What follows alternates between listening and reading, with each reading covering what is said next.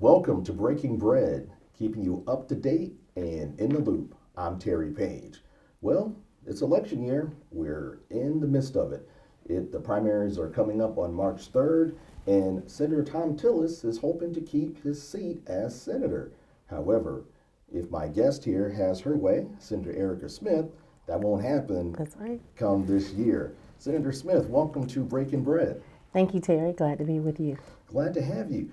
Now, as a three-term North Carolina senator, you certainly are not new to the game. You've apparently, know what's been around going on for a here. while. There you go. Yes. Now, I want to talk to you a little bit about that, but I also want to know what inspired you to run against Thom Tillis in this race for U.S. Senate.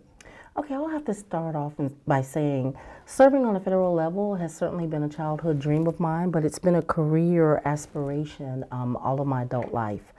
The Congressional Black Caucus has a political boot camp, and Congressman G.K. Butterfield sent me to that boot camp in 2005. There I was able to learn all of the opportunities and the alignment and the trajectory from moving from local leadership to federal leadership, and so I implemented the 10-year plan, and we are here today having checked off all of the boxes and understanding what it means to gain the acumen that you need to be able to navigate Washington, D.C. and be a voice for your people without being bought and bossed around by special interests.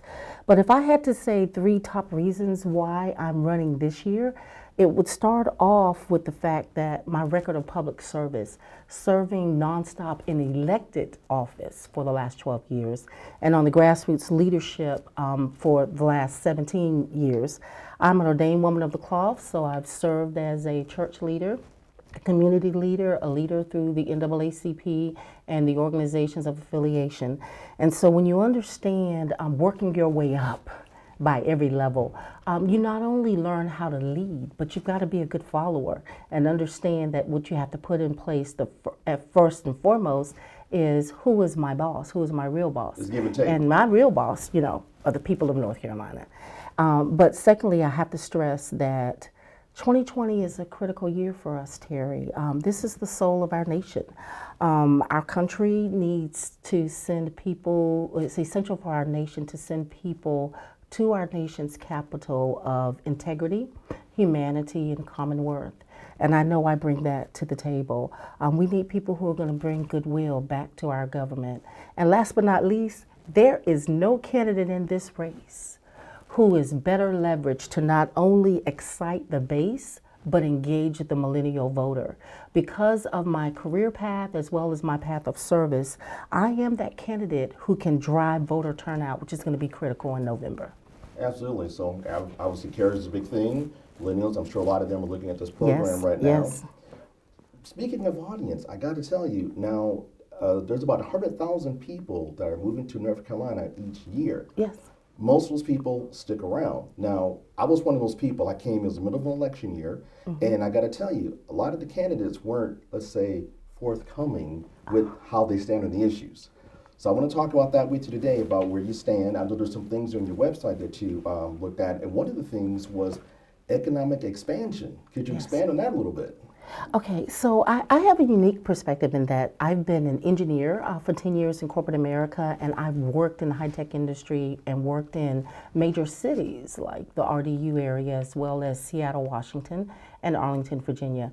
So growing up on the family farm, growing up understanding, harnessing the available resources gave me the information that I needed to hit the ground running in Raleigh. And for the last 3 terms, I have worked to expand the economy by creating collaborations and business opportunities between Tier 1 counties, which are the most economically distressed counties, with our major metropolitan centers, like a Charlotte, like a Mecklenburg County, Wake County, Durham, Greensboro. And so when you understand that navigation, it's really extremely helpful when you can champion the rural economic development through using our economic development tools that work best For places like Charlotte, our JDIG, Jobs Development Investment Grant, where you get incentives to create jobs, creating 100 jobs or more, you get a tax incentive.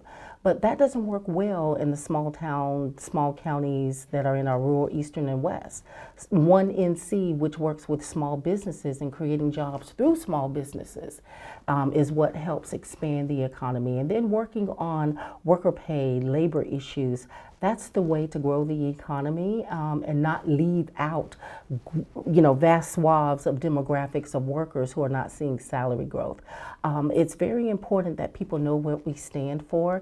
And if you will look at all of the candidates in this race, I'm the only candidate who has released a comprehensive platform. I'm not about rhetoric. I'm about getting results done. And if you check my record, you will see definitely that that's what we're working toward. I just got my non-standing committee appointments today. I was opening up that email as I was on the way for this podcast, and I see that I'm once again placed on the EDGE committee, which is Economic Development and Global Engagement. And this is about creating jobs all over North Carolina. And so I'm excited that I'll be serving on that committee for a third term, and we've made major contributions to grow the economy that way. Well, there you go. Breaking news on Breaking Bread. Yes, That's yes, breaking news on that. Breaking Bread. Now, you touched upon some things you mentioned about the economy, and of course, the environment kind of swings into that. People becoming more aware of the environment. Where do you stand on that issue?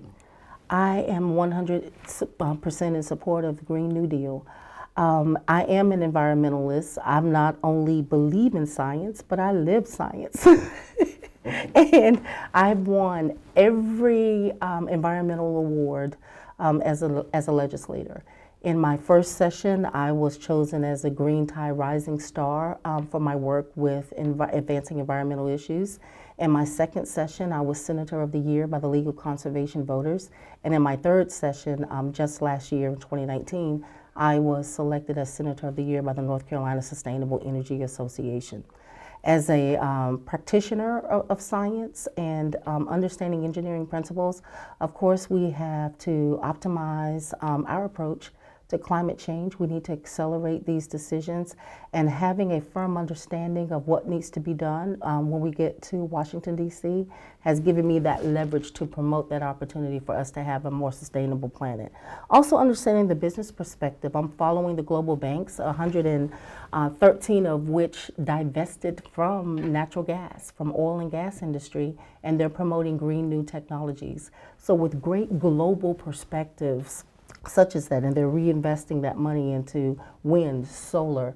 Those are the industries that are expanding in the rural parts of the state that I'm very familiar with, and there is no bigger champion for the environment than I have been, and my record demonstrates that. Now, that wind and solar, does that kind of tie in what you were saying earlier about the people who were maybe being left out of the economy and building job growth that way? Yes, and so we have the Amazon wind farm off of the eastern coast of North Carolina, off of Pasquotank County. And that Amazon wind farm, the surrounding counties that have benefited from that have gained upwards of $100,000 to $200,000 in Tier 1 counties. That is a big boost to local economies. And as we see the trajectory, we're looking at millions of dollars in investments. North Carolina state, as a nation, we are the #2 state in terms of generating solar energy behind Texas. We also have a big opportunity not only for solar, but for wind energy as well. But I've had to fight off this majority-led legislature who has for 2 sessions implemented a wind moratorium. And when you implement a wind moratorium, you provide no certainty to the industry. And Greta Thunberg is a wonderful, wonderful global champion to address climate change, but we need champions in this state, and being able to be empowered with the knowledge and the understanding to be able to impact that on the federal level. And I am seeking to be that champion on behalf of all of North Carolina and this nation. And after speaking to some of those business owners, I believe they cited uncertainty because they weren't quite sure where they were going to be down the road, right? Absolutely. When there's no certainty because the state legislature is passing a moratorium, the siting process for these windmills is very intense, it's complex, but you don't get to site them without sign off from the Department of Defense And there is a strong process in place to make sure that it doesn't interfere with military flight training opportunities. And there are also uses now of military bases using renewable energy to power their installations. So embracing renewable energy is a great thing, and all industries are doing it. And so North Carolina, we can no longer continue to elect these legislators who are stifling our approach to do significant protection of the environment from global warming. Well, speaking of economics, Senator Chuck Schumer and the Democratic Senatorial Campaign Committee, or the DSCC, have backed Cal Cunningham's election bid. Now, this has happened before. I want to point it out historically. What's your plan to win without the backing of the DSCC? Okay. Well, the DS has not made wise decisions, and that is disappointing, but it doesn't stop us. The DSCC backed Cal Cunningham, backed him in 2010, and he did not win against Elaine Marshall. The DSCC has backed candidates across this nation, some of whom as recently as one candidate they backed just before the Christmas holiday. That candidate just changed to become a Democrat within the last year. He was a Republican. And so the challenge for us is we've built a grass game. Now, I love my parents who instilled strong principles and values in me. My dad said that a good name and a record of service are two things that no amount of money can buy. So I have five siblings. It's 5 girls and 1 boy. All of my sisters and I hyphenated our last names when we were married because my dad instilled in us about that name and that reputation and that record of service. So we always hyphenated our names. But my mother told me that bought leadership is never paid for. And so when you're owned and operated by special interests, you get to a point where you cannot be effective as a legislator. But when you go in knowing that it was the small dollar contributions of the people of North Carolina and across this nation who want someone not beholden to the NRA, not like Thom Tillis, not beholden to special interests in corporate America and these big corporations. When you have someone who can stand flat-footed and be able to understand and use their political acumen to make the best decision for everyone, that's when we get a great outcome. I can say that they have money, but we've got people, and we having the t-shirts that are coming out. Terry, I'll make sure you get one. Money does not vote, people do. And in every poll that's been conducted since this race began, I am leading in the polls. Now, some of those polls, I'm leading by a hair, but ball doesn't lie and neither do I. And so when you understand that Thom Tillis only beat Kay Hagan narrowly in 2014, you know that the race is not given to the swift, to the ones who have the most money, but the race is going to be won by North Carolina picking their next leader, and not a handful of career politicians in Washington, D.C. making backroom deals in a windowless basement. I understand that Thom Tillis has gotten some backlash on some of his leadership. Now, I do want to point out that I did invite Thom Tillis, as well as your opponent, Cal Cunningham, to be on the show. Mm-hmm. I have not heard back from them. We are, welcome to Breaking Bread with North Carolina. We are on Breaking Bread with Senator Erica Smith, who is running for U.S. Senate. Senator Smith, as you're aware, North Carolina recently underwent a redrawing of the districts. And for those who are new to the area, that goes by the party that is in control. And right now, Mr. Republic is in control. Now, what happened is, I guess the Democrats weren't very happy with that. They say gerrymandering went on. What say you? Okay, this is what I will share. In the 2018 legislative districts, I was the only Democrat in the Senate, North Carolina Senate, of the 50 senators, double bunked with a Republican. My district, with 6 counties in the new 2018 map, that district was geographically larger than the previous district that I had with 8 counties. Now let's put it in perspective. Wake County has 5 senators serving because of the population. I am 1 senator who was serving 8 counties. I'm 1 senator now serving 6 counties. And the way they drew the map, they have stretched me from Warren and Vance counties down to the coast of North Carolina. It takes me 3 hours and 41 minutes to get from one end of my district to the other. So I am against the gerrymandering. I do not believe that the legislative body has the constitutional right because it is an unconstitutionally constituted body. The only reason this current legislature was able to draw the maps is because they gerrymandered themselves so that they could pick who they wanted to represent and not the other way around. And because these politicians were elected in gerrymandered districts, they had an unfair advantage.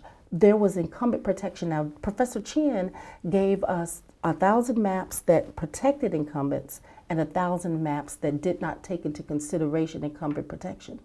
But what did we do when we went back to redraw those maps that the courts slapped down? We went back and just used the maps that gave incumbent protection. Why would you protect incumbents who are only incumbents because they were elected from a gerrymandered district? It makes no sense.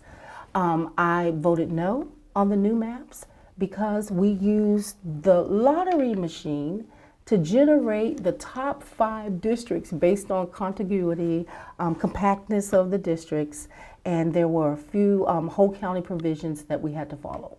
But outside of those clusters, once those districts were redrawn and randomized in the lottery machine, and we pulled out a corresponding ball that corresponded to one of the maps that was selected, they still allowed legislators to go back in. Well, let's take out this precinct.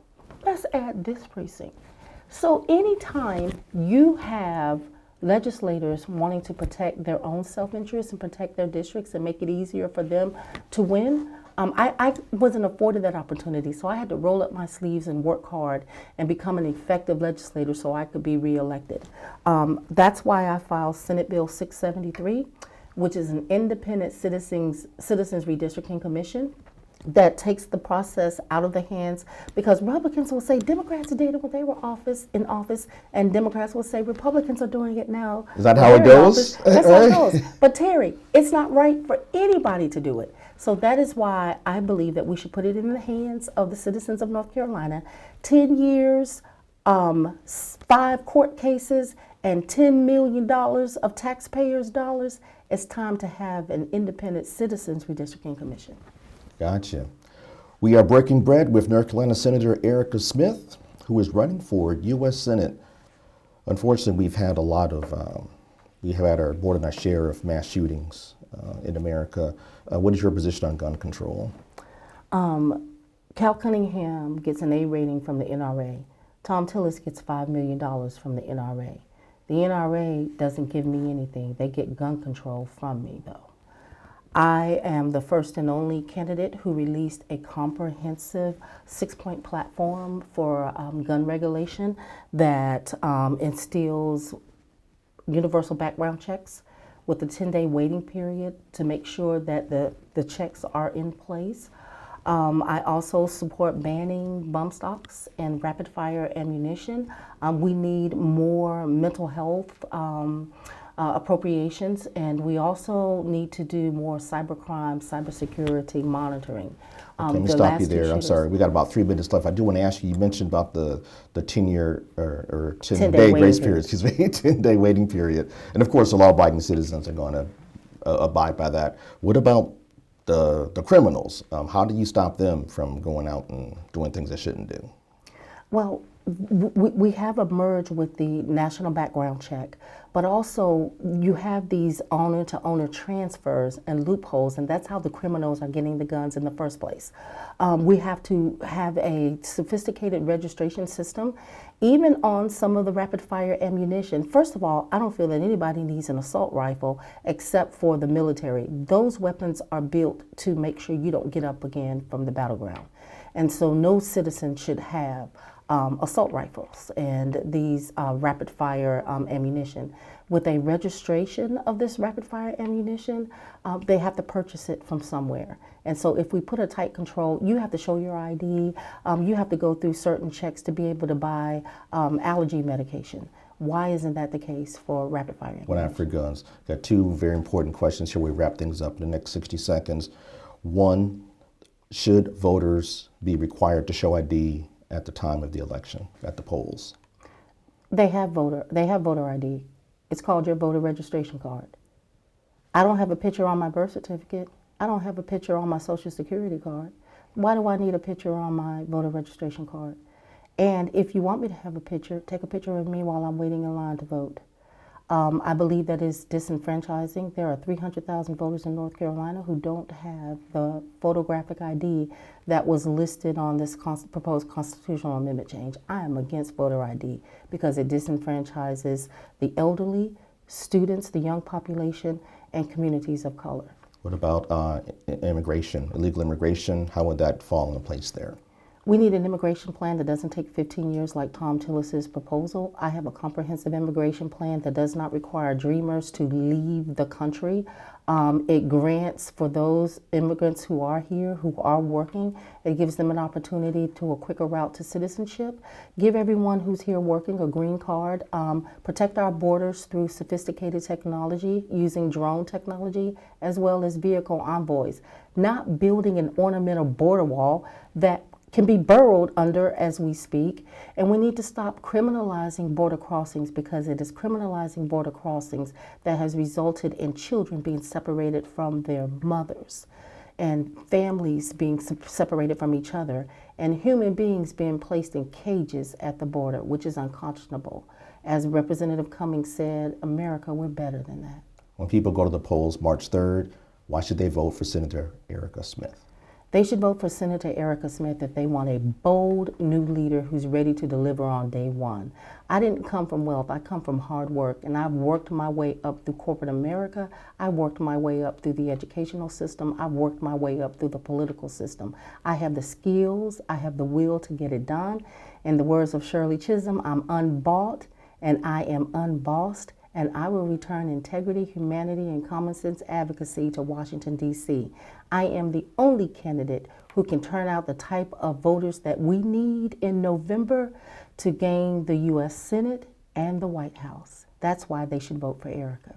I'm one of us for all of us. Go to my website, www.ericaforus.com, and you can donate. You can follow me on Twitter, follow me on Facebook.